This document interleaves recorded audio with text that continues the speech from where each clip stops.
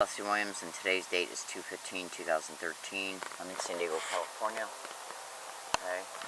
And I'm making this video in order for you to be able to understand some proof here that I'm about ready to show you, and I'm going to try and condense as much details as I possibly can because they're not allowing me to upload lengthy videos at public libraries, and that was part of the reason why they started banning me from university libraries. Yeah, because I was exposing to gang stalking that was occurring towards me on their university campuses, including the people that they were using to gang stalk me. And I'm going to tell you something right now why I'm looking for this article, which will show you some undisputable proof. I'm going to lead you to a website that you can find online. It's a radio interview with Greg Skamansky and Jillian McKinney. Okay, Jillian McKinney is flat out mentioned in the remote neural monitoring file and the remote behavioral influencing technology file that you can find by going to the bottom of Freedom from Covert Harassment and Surveillance. This lively broadcast with Greg Skamansky and Jillian McKinney flat out states that the individuals they're getting to harass a target, okay, in specific ways, which are gang stalking sensitization methods, are the ones who are being neurally choreographed for future exploitation. Now, what I'm about to show you is undisputable proof, and I'm going to try and make it as fast as possible and as short as possible in reference to video time. And if I decide to make this particular video into two videos, just look in the description of this YouTube video.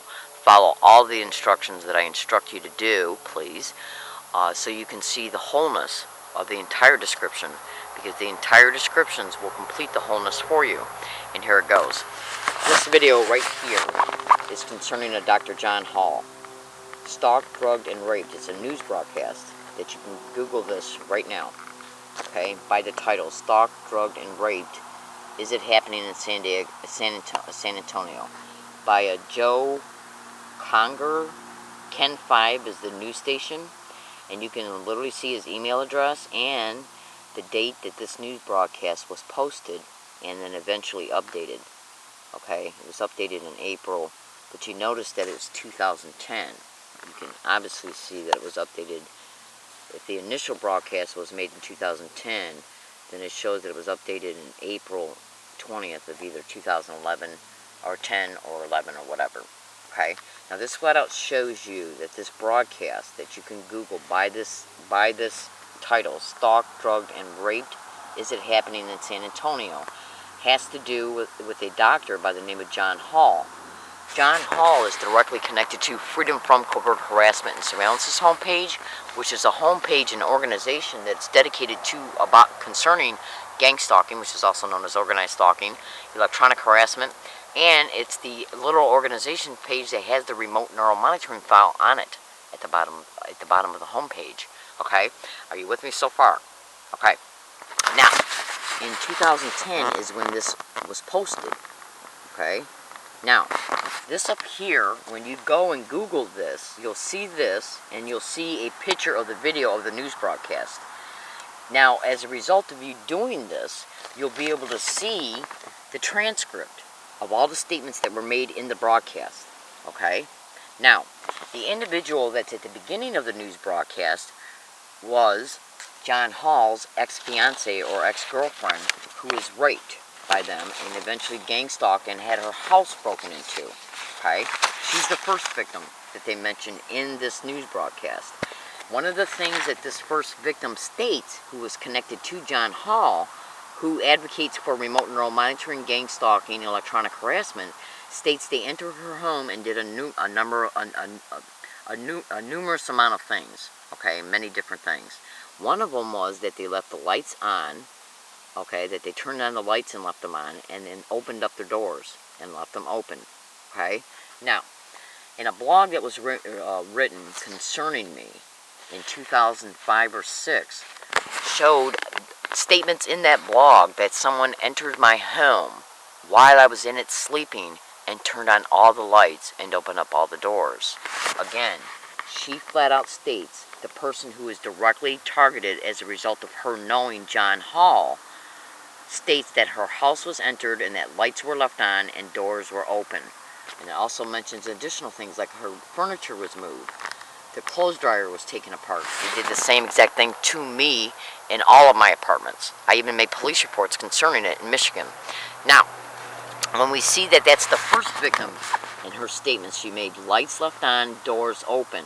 Okay, the blog that was made concerning me in 2005 and 6, how they entered my apartment and turned on all the lights that were shut off when I went to bed, and all the doors were closed. The doors to my bedroom, the doors to an attic room, the doors to the bathroom, all open. The closet doors and everything were deliberately and intentionally, all of them were opened up and left open, and every single light in every single room was turned on. Okay? They did the same thing to her, the ex-fiance or ex-girlfriend of John Hall. Lights left on, doors open. Okay? And that blog was written concerning me in 2005 or 2006. This news broadcast was done in 2010. Alright, you with me so far? The second individual that's covered in the news broadcast, her name is Linda Johnson. Linda Johnson says someone poisoned her water. They did play around with my water and the Monroe address. I already know they did that. I heard them playing around with the water pipes, and when that was being done, my water was turned off. But here's the thing. That was flat out done, and I even made audio files concerning it that I still have to this date. Now, listen to what else Linda Johnson says. It says here that it says here, then there's the story of the bracelet that went missing and then reappeared in her home. Okay? And that's mentioned in the transcript of the news broadcast of February 17, 2010, because organized gang stalking expeditions are happening in every state, and they operate on the same methods and templates of harassment. Breaking into your home, moving things around, taking them and replacing them later. Now, what I'm going to show you right now is a little copy of a 2006 email that was sent from Point Loma Library in San Diego, California, by me, to a prosecutor in Wayne, Michigan, from Point Loma Library. This is the name of the Yahoo account, Trojan Horse Torture. This is my name, right here, and this is showing that it was sent to the Wayne County prosecutor in Wayne, Michigan, Kim Worthy. It shows the date it was sent, Tuesday, October 24th, 2006, at 2:32 p.m. It flat out states, physical matter does not disappear out of your apartment and backpack, okay, and then reappear at a location in your house, which was actually an apartment, because the apartment is an upper flat in a house. You frequently see all of a sudden. In other words, it says, physical matter does not disappear out of your apartment and backpack that was in the apartment and then reappear, okay, at a location in your house, which was the apartment. You frequently see all the time, all of a sudden, okay? This was a 2006 email sent to the Wayne County prosecutor, Kim Worthy, from Point Loma Library, and then right after that statement talks about Point Loma Library. Check around the Point Loma Library, San Diego. You never know what you might have, what you might hear.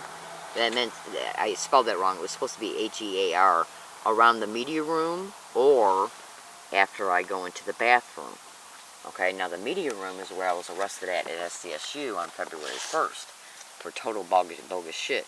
Going back to Linda Johnson's statements, how her bracelet went missing and then reappeared in her house. It was either her house or her apartment. And that statement she made was in this 2010 broadcast. 4 years later, the same tactic used on her that I was describing in a 2006 email that was sent from Point Loma Library. Okay? Right here. Physical matter does not disappear out of your apartment and backpack and then reappear at a location in your apartment, in your house, you frequently see all of a sudden. In other words, you know how like you'll come home and put your keys in the same place when you unlock your apartment door, and then you come in the actual house or apartment, and then you'll set your keys down? That's a place you frequently see every day. They stole items like food stamp cards, money, and driver's licenses as I was sleeping. Okay? And then wait 2 or 3 weeks later, a month later, and then reappear them at places that I would see every day as a result of me being in my apartment every day or coming in my apartment every day, like throwing down my house keys, my apartment keys on the table. They would replace them at places in the apartment that I saw every day. So the point I'm trying to make is they would steal them, wait for sometimes weeks or months, even at a time, and then replace them, the things they stole, right back in a place they knew I would see because they wanted me to see them. This is their way of making your privacy feel violated. Okay? Now, what is the likelihood of two separate individuals in the same news broadcast that was broadcast in 2010, okay? Two separate individuals, Linda Johnson, who's the second individual that's interviewed, and the first individual that's interviewed, a last person by the last name of Verbeth, okay? Two separate targeted individuals on one news broadcast stating what's happened to them, okay? Lights left on, doors open, okay, and then the additional statements she made about what things that happened to her apartment were also made in police reports after I had to force them to make sure they put them in the police report. But this right here is mentioned in a blog concerning me back in 2005, 2006. Lights left on, doors open. That's the first target in this news broadcast in 2010. Then the second target in this news broadcast in 2010, I copied and pasted her section, Linda Johnson. Second thing she stated, okay, is mentioned by me in an email sent from San Diego.